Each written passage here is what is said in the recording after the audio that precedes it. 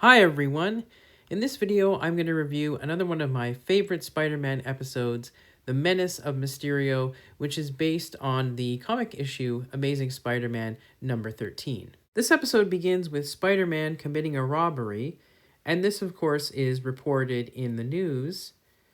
Meanwhile, Peter Parker wakes up with no memory of having committed any robbery or fought with the police. Betty Brant tells him he's got to come into the office quick because Jameson's asking for him.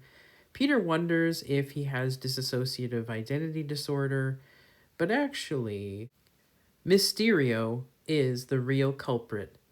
He then makes a deal with J. Jonah Jameson to get rid of Spider-Man forever.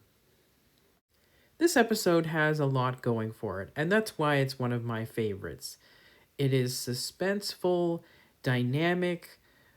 Spidey certainly uses his webbing creatively and has to think creatively because he's up against a special effects expert stuntman whom they made look very much like Spock from Star Trek.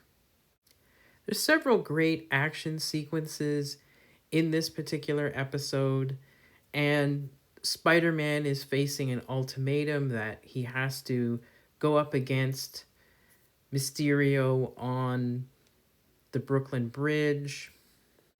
And Mysterio is a clever, interesting villain. He's not predictable. And just when Spider-Man thinks he's defeated Mysterio, Mysterio has another surprise for him. So he's certainly one of my favorite villains of the series. He is versatile in ways that are similar to, but not exactly the same as, the Sandman. I'd also say that the Betty Brant character is more interesting than I remembered. She really is a defender of Spider-Man.